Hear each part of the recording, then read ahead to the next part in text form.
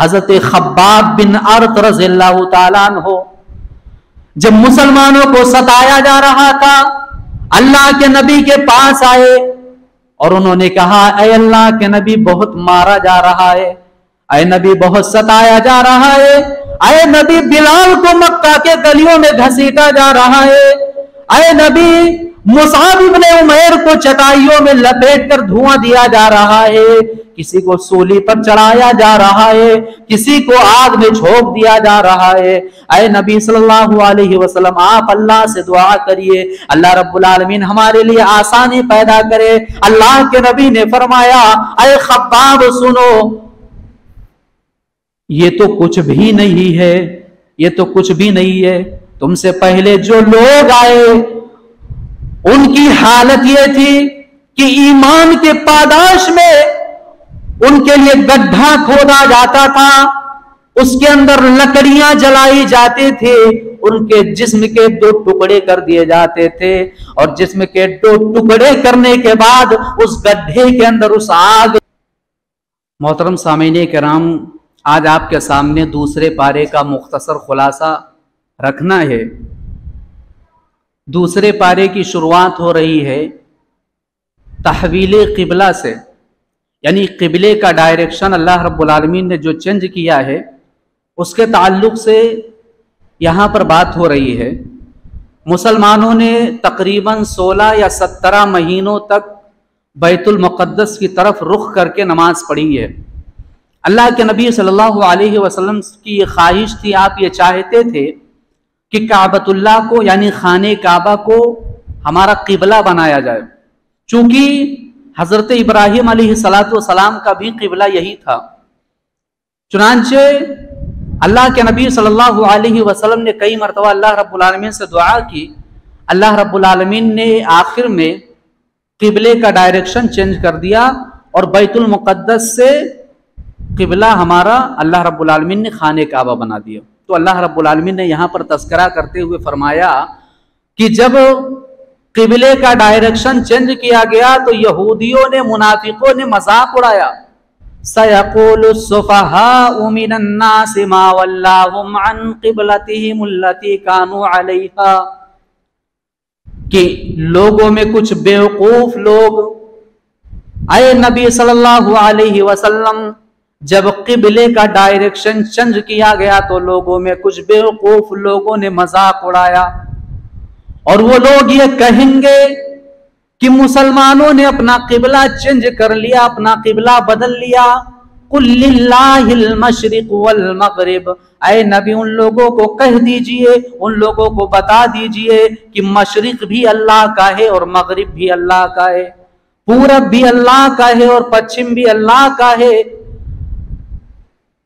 Point والی بات یہ نہیں ہے کہ قبلہ کون سا ہے، یہاں پر بات یہ ہو رہی ہے کہ حکم کس کا آیا ہے۔ امپورٹنٹ یہ نہیں ہے کہ بیت المقدس کی طرف نماز رخ کر کے پڑھا جائے یا خانہ کعبہ کی طرف رخ کر کے پڑھا جائے، امپورٹنٹ یہ ہے کہ حکم دینے والا کون ہے۔ یعنی اللہ رب العالمین نے اگر کہا کہ 5 وقت کی نمازوں میں الگ الگ رخ کر کے الگ الگ سمت میں نماز پڑھنا ہے تو پڑھنا پڑے گا، حکم کی تعمیل کرنی پڑے گی۔ یہاں پر یہ امپورٹنٹ بتایا گیا۔ اس کے بعد اللہ رب العالمین نے مصلحت بیان کی کہ قبلہ کیوں چینج کیا گیا۔ اللہ رب العالمین نے مصلحت بیان کرتے ہوئے فرمایا کہ وَمَا جَعَلْنَا الْقِبْلَةَ الَّتِي كُنْتَ عَلَيْهَا إِلَّا لِنَعْلَمَ مَنْ يَتَّبِعُ الرَّسُولَ مِمَّنْ يَنْقَلِبُ عَلَىٰ عَقِبَيْهِ۔ اس سے پہلے اللہ نے بیان فرمایا کہ اے نبی صلی اللہ علیہ وسلم، آپ کی امت، اے مسلمانوں، تم سب سے بہترین امت ہو، سب سے افضل امت ہو۔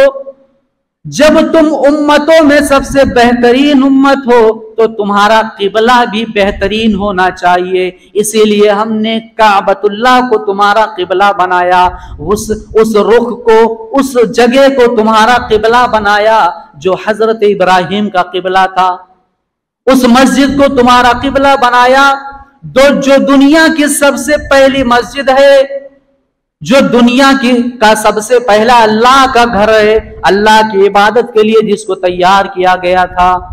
اور اے نبی صلی اللہ علیہ وسلم، ہم نے قبلے کا ڈائریکشن اس لیے چینج کیا کہ ہم دیکھنا چاہتے تھے کہ آپ کی اتباع کون کرنے والا ہے اور پیٹھ پیچھے کون بھاگنے والا ہے، منہ کون پھیرنے والا ہے. یعنی اللہ رب العالمین یہ دیکھنا چاہتا تھا کہ اللہ کے نبی صلی اللہ علیہ وسلم کی اتباع کون کرے گا، آپ کی بات فوراً کون مانے گا اور کون منہ پھیرے گا. چنانچہ جب اللہ کے نبی صلی اللہ علیہ وسلم کو بتایا گیا، قبلہ چینج کیا گیا، تو اللہ کے نبی نے لوگوں کے درمیان اعلان کروایا. تو جس مسجد کے اندر نماز پڑھی جا رہی تھی، عصر کی نماز ادا کر رہے تھے لوگ، جب اعلان کرنے والا یہ اعلان کرتا ہے کہ لوگوں، آج سے بیت المقدس تمہارا قبلہ نہیں ہے، اللہ نے تمہارے قبلے کو چینج کر کے کعبۃ اللہ کو بنا دیا ہے. تو اگر لوگ چاہتے تو عصر کی نماز مکمل کر لیتے، اس کے بعد کہتے کہ مغرب سے کعبہ کی طرف نماز پڑھیں گے رک کر کے. مگر لوگوں نے عصر کی نماز شروع ہو چکی تھی، اعلان کیا جا رہا ہے، اعلان سنتے ہی اپنا ڈائریکشن انہوں نے چینج کر دیا. نماز ہی میں وہ رخ کو بدل کر کے کعبۃ اللہ کی طرف انہوں نے منہ کر لیا. یہ رسول کی اتباع کا ایک مثال اللہ رب العالمین نے یہاں بیان کیا ہے. عصر کی نماز پڑھ رہے تھے اور نماز میں ہی وہ لوگ گھوم گئے. آج بھی جو لوگ حج کرنے جاتے ہیں ان کو معلوم ہوگا کہ اس مسجد کا نام ہے مسجد قبلتین، جہاں پہ 2 جگہوں پر رک کر کے نماز پڑھا گیا ہے. تو اللہ رب العالمین نے یہاں پر یہ تذکرہ کیا. اس کے بعد سوال یہ اٹھتا ہے کہ جو لوگ کعبۃ اللہ کی طرف رخ کرنے سے پہلے، یعنی قبلہ بدلنے سے پہلے بیت المقدس کی طرف رخ کر کے نماز پڑھتے تھے، ان کی نماز قبول ہوئی ہے کہ نہیں ہے، یا اللہ ان کی نماز قبول کرے گا کہ نہیں کرے گا. تو اللہ نے یہاں پر بیان کیا وَمَا كَانَ اللَّهُ لِيُضِيعَ إِيمَانَكُمْ، اے لوگو، اللہ تمہاری ایمان کو برباد نہیں کرے گا. یعنی جن لوگوں نے بیت المقدس کی طرف جب قبلہ چینج نہیں کیا گیا تھا، بیت المقدس کی طرف رک کر کے نماز پڑھی جن لوگوں نے، ان کی نماز اللہ برباد نہیں کرے گا. اللہ نے نماز کو ایمان کہا ہے. وَمَا كَانَ اللَّهُ لِيُضِيعَ إِيمَانَكُمْ. یہاں پر اس آیت سے یہ پتا چلتا ہے، اے مسلمانوں، ہم مسلمان ہونے کا دعویٰ کرتے، اگر ہماری زندگی کے اندر نماز ہے تو ایمان ہے، اگر نماز نہیں ہے تو ایمان نہیں ہے. اے لوگوں، 1 مہینے کے لیے نماز پڑھتے ہو، 11 مہینے غائب رہتے ہو، جمعہ کی نماز پڑھتے ہو اور 1 ہفتے غائب رہتے ہو، یہ ایمان نہیں ہے. وَمَا كَانَ اللَّهُ لِيُضِيعَ إِيمَانَكُمْ، اس کا مطلب تمہارے پاس ایمان نہیں ہے، تم مومن نہیں ہو. ایمان، نماز کو ایمان کہا ہے اللہ رب العالمین نے، کتنی بڑی بات ہے. اس کے بعد تذکرہ ہو رہا ہے 2 چیزوں کا کہ مصیبتوں اور پریشانیوں میں 2 چیزوں کے ذریعے اللہ رب العالمین سے مدد طلب کرو. یا ایھا الذین آمنوا استعینوا بالصبر والصلاۃ، اے ایمان والو، صبر اور نماز کے ذریعے اللہ رب العالمین سے مدد طلب کرو. ایک بہت بڑے تابعی گزرے ہیں، عبد الرحمن بن زید بن اسلم، انہوں نے صبر 2 چیزوں کو بتایا ہے کہ صبر 2 چیزوں کا نام ہے. انہوں نے کہا کہ پہلی چیز اللہ رب العالمین کی پسندیدہ چیز پر ڈٹ جانا. اللہ رب العالمین جن اعمال کو پسند کرتا ہے ان اعمال کو کرنا، بھلے ہی وہ ہمارے جسم پر، ہمارے نفس پر بھاری پڑتا ہو، اسے صبر کہا جاتا ہے. ایک آدمی 12 بجے سوتا ہے، 2 بجے سوتا ہے رات کو، 4 بجے 4:30 بجے مؤذن اذان دے رہا ہے، صدا لگا رہا ہے الصلاۃ خیر من النوم، اے لوگو، نماز نیند سے بہتر ہے. 2 بجے 12 بجے سویا ہوا آدمی، اس کی نیند ابھی پوری نہیں ہوئی ہے، ادھر مؤذن اذان کی صدا لگا رہا ہے، ادھر وہ اپنے بستر کو چھوڑ دے رہا ہے. یہ ہے صبر، اسے صبر کہا جاتا ہے. اس کے بعد امام عبد الرحمن بن زید بن اسلم نے بیان کیا کہ صبر دوسری چیز جس کو کہا گیا کہ اللہ رب العالمین نے جس چیز کو ناپسند کیا ہے اس چیز پر رک جانا، اپنے نفس کو اپنی خواہش پر کنٹرول کر لینا. یعنی آج ایک عورت حجاب لگا کر کے گھر سے باہر نکل رہی ہے، وہ دیکھ رہی ہے کہ دنیا والے بے حیائی کی حد پار کر چکے ہیں. کچھ ایسی خواتین ہیں جو بے پردہ گھوم رہی ہے، اپنے حسن کی نمائش کر رہی ہے. اب وہ جو حجاب پہن کر نقاب پہن کر کے عورت نکل رہی ہے، اس کی بھی خواہش ہوتی ہے کہ میں بھی اپنے حسن کی نمائش کروں، میں بھی اپنی خوبصورتی کو لوگوں کے سامنے دکھاؤں. مگر اس نے اپنے آپ کو روک لیا، اس لیے کیونکہ اللہ کو ناپسند ہے. بے حیائی کا دور ہے، زناکاری کا دور ہے، بدکاری کا دور ہے، ہر طرف گناہوں کا فتنہ چل رہا ہے. ایک نوجوان اپنے آپ کو زناکاری سے روکے، بدکاری سے روکے، اس لیے کیونکہ اللہ کو ناپسند ہے. یہ ہے صبر، یہ صبر ہے ہمارے اندر ایسا صبر.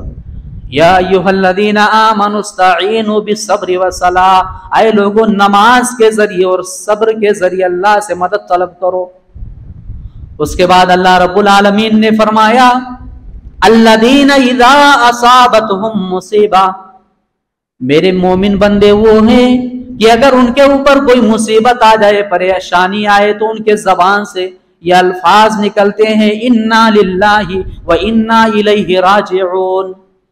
اچھا، یہ جو اللہ رب العالمین نے خوبصورت جملہ بیان کیا ہے انا للہ و انا الیہ راجعون، یہ بڑا خوبصورت جملہ ہے. امام سعید بن جبیر کہتے ہیں کہ اتنا خوبصورت جملہ امت محمدیہ سے پہلے کسی بھی امت کو کے لوگوں کو نہیں دیا گیا. اس میں پوری توحید اللہ نے رکھ دی ہے، پوری توحید اللہ رب العالمین نے اس جملے کے اندر شامل کر دیا ہے. انا للہ، ہم اللہ کے ہیں. یہ بھی نہیں کہ ہم اللہ کے لیے ہیں، کیا ہے؟ انا للہ، ہم اللہ کے ہیں. یعنی ہم اللہ رب العالمین کے پراپرٹی ہیں. اللہ ہمارا مالک ہے، ہمارا مالک ہمارے ساتھ جو چاہے وہ کرے. ہمارا مالک اگر چاہے تو ہماری اولاد کو ہم سے چھین لے، ہم اس کی پراپرٹی ہیں، وہ جو چاہے وہ کرے. اگر ہمارا مالک چاہے ہمارے جسم کے اندر کوئی بیماری دے دے، وہ ہمارا مالک ہے. ہمیں صبر کرنا ہے. وَإِنَّا إِلَيْهِ رَاجِعُونَ، اور یہ ایمان رکھا جائے کہ اللہ رب العالمین سے ملاقات کرنی ہے، اللہ رب العالمین سے ملنا ہے، یعنی آخرت کی طرف ابھارا جا رہا ہے. یہ چیز اگر آ جائے اللہ کی قسم تو ایمان والا کبھی بھی مصیبت اور پریشانی کے وقت شکوہ نہیں کرے گا، شکایت نہیں کرے گا. اس کے زبان پر الحمدللہ آئے گا، شکر کرے گا وہ. اس کے بعد اللہ رب العالمین نے بیان کیا ایک ہوتا ہے ایک عالم جس کے لیے زمین و آسمان کی ساری مخلوقات دعائیں کرتی ہیں، حتیٰ کہ پانی کے اندر جو مچھلیاں ہیں وہ بھی اس کے لیے دعائیں کرتی ہیں. بلوں کے اندر جو چیونٹیاں ہیں وہ بھی ایک عالم دین کے لیے دعائیں کرتی ہیں. قرآن مجید کے اندر اللہ رب العالمین نے دوسرے پارے کے اندر بیان فرمایا ان الذین یکتمون ما انزلنا من البینات والہدی من بعد ما بیناہ للناس فی الکتاب اولئک یلعنہم اللہ ویلعنہم اللاعنون. جو لوگ علم رکھتے ہیں اور علم رکھتے ہوئے اپنے علم کو چھپاتے ہیں، ایسے لوگوں پر اللہ لعنت کرتا ہے اور زمین و آسمان کی ساری چیزیں لعنت کرتی ہیں. ایک تو اتنا بڑا مقام بیان کیا جا رہا ہے کہ ایک عالم کے حق میں اس کے مغفرت کے لیے زمین و آسمان کی ساری مخلوقات دعائیں کرتی ہے. دوسری طرف اللہ رب العالمین نے اس مقام پر فرمایا کہ اگر عالم اپنے علم کو چھپاتا ہے تو زمین و آسمان کی ساری مخلوقات اس کے لیے لعنت بھیجتی ہیں.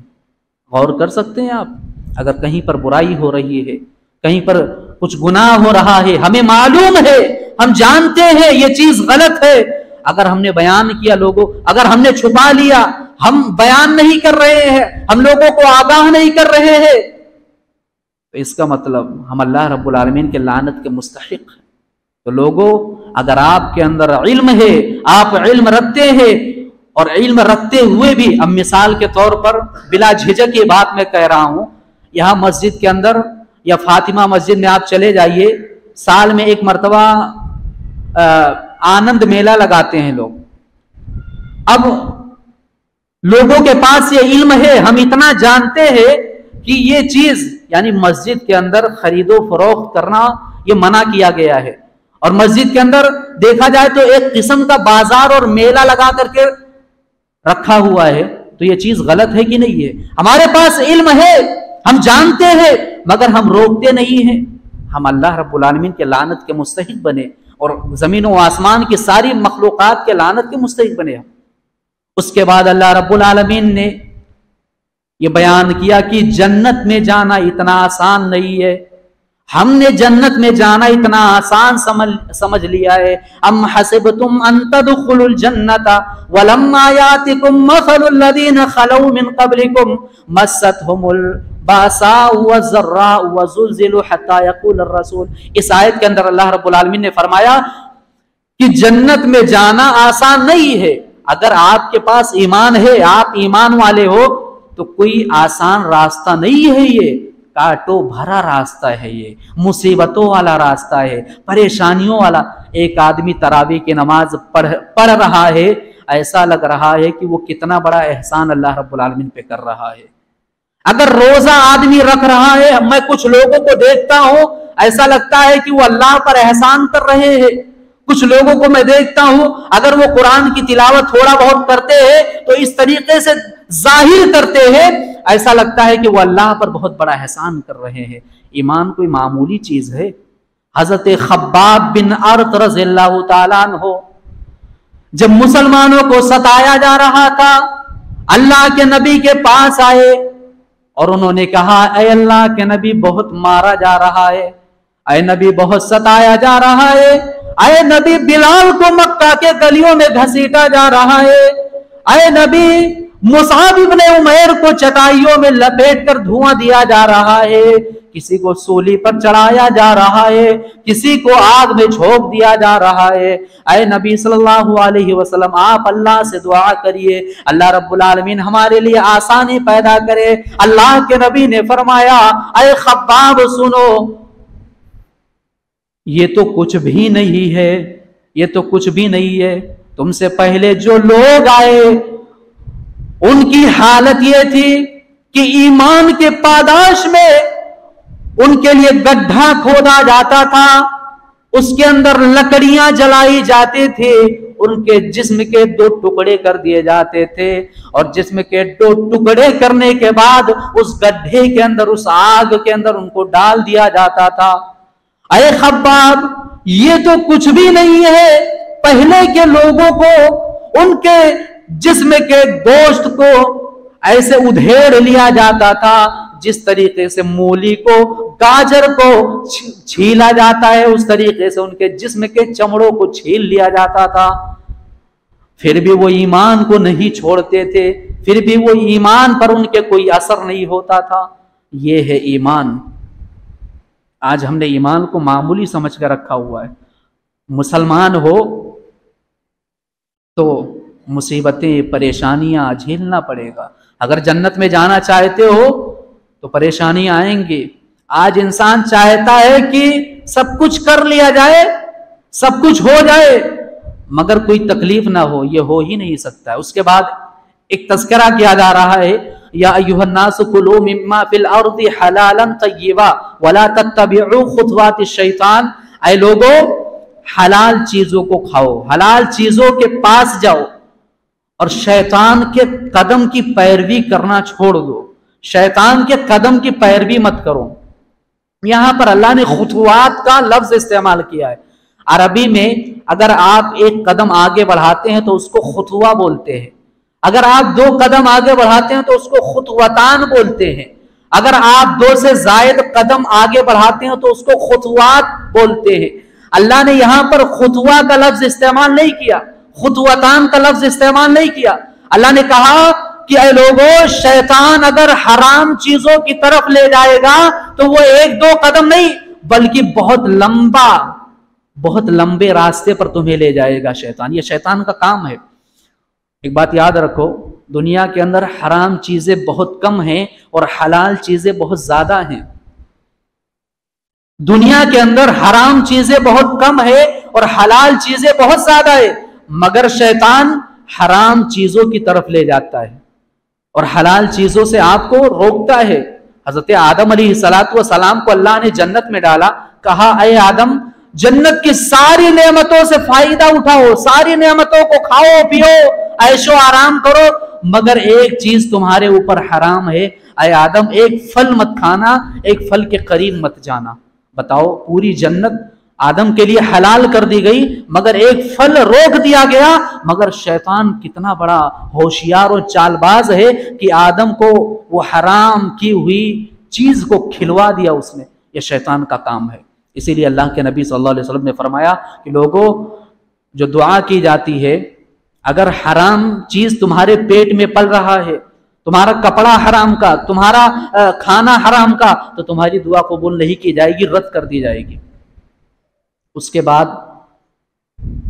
اللہ رب العالمین نے دوسرے پارے کے اندر جو میں نے آپ کے سامنے یہ مختصر خلاصہ کیا ہے، ایک آخری بات بیان کر کے اپنی بات کو ختم کرتا ہوں، وہ یہ ہے میرے بھائیوں کہ بعض لوگ کہتے ہیں کہ ہماری دعا قبول نہیں ہو رہی ہے۔ میں نے جو یہ بات بیان کیا کہ حرام چیزیں جسم کے اندر اگر پل رہی ہو تو اللہ ہماری دعا قبول نہیں کرے گا۔ دعا 3 چیزوں پر قبول ہوتی ہے، یعنی دعا کوئی بھی رد نہیں کی جاتی ہے۔ ایک ہوتا ہے کہ جو چیز ہم مانگ رہے ہیں یا تو اللہ اس کو دے دے، دوسرا اگر وہ چیز اللہ ہمیں نہیں دے رہا ہے تو ہمارے اوپر اگر کوئی مصیبت اور پریشانی آنے والی ہے تو وہ مصیبت اور پریشانی اللہ رب العالمین دعا کی وجہ سے روک دیتا ہے۔ تیسرا راستہ جو ہے وہ یہ ہے کہ اللہ رب العالمین قیامت کے دن اس کا بدلہ دے گا۔ جو دعا ہم کر رہے ہیں وہ ہمارے لیے ذخیرہ ہے اور کل قیامت کے دن اللہ رب العالمین اس کا بدلہ ہمیں دے گا۔ میرے بھائیوں، جو باتیں بیان کی گئی ہے، ضرورت اس بات کی ہے کہ جو کچھ بھی سنو اس پر عمل کرنے کی کوشش کرو۔ اللہ رب العالمین ہم تمام لوگوں کو عمل کی توفیق دے۔ آمین۔ والسلام علیکم ورحمۃ اللہ وبرکاتہ۔